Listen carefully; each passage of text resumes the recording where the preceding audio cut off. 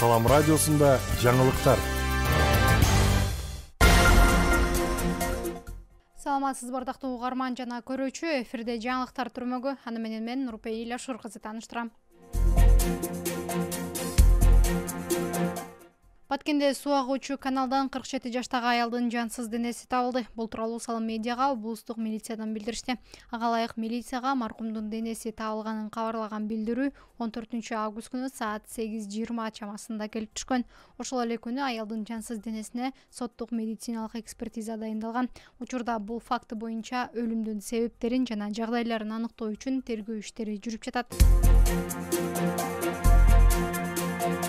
Баткенде жөө өтүүчү көпүрө курулат. Баткен шаарынын Базар башы кварталында атайын жөө адамдар өтүүчү көпүрө курулат.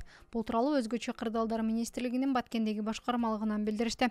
2023 жылдын атайын алдын алуу жана кесепеттерин жоюу иш мерчемине Баткен облусунун Баткен шаарынын Базар башы участкасына атайын адамдар жөө өтүүчү пешеходный мост күндө курулуу иштери жүрүүдө.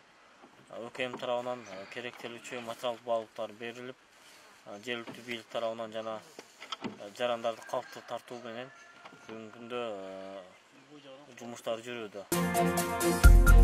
Баткен районунун Зардал айылына баруучу жол кеңейтилүүдө. Бул тууралуу Баткен райондук номер 2 жол тейлөө ишканасынан билдиришти. Маалыматка караганда, жолду кеңейтүү иштери бүгүн 16 августта башталды. Жалпысынан 7 чакырым аралыктагы жол кеңейтилет. Белгилей кетсек, Зардал айылы облус борборунан 100 чакырым алыстыкта жайгашкан. Аталган айылга баруучу автожол тар болгондуктан жашоочуларга бир топ көйгөйлөрдү жаратып келген.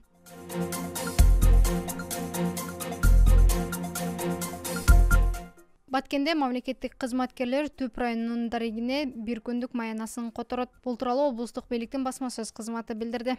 Маалыматка ылайык облустун Баткен, Кадамжай, Лейлек райондук мамлекеттик администрацияларынын жана Баткен, Кызылкыя, Сүлүктүр шаардык мэрияларынын кызматкерлери Ысык көл облусунун Түп районунда болгон селден жабыркаган элге бир күндүк маянасын которуу боюнча чечимди профсоюздук отурумдардын жыйынтыгы менен кабыл алды.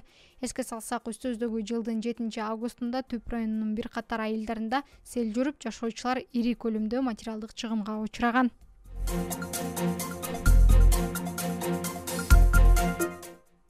Күндүн маанилүү учурлары мына ушулар болду. Кайрадан эфир аркылуу амандашканча саламатта туруңуз.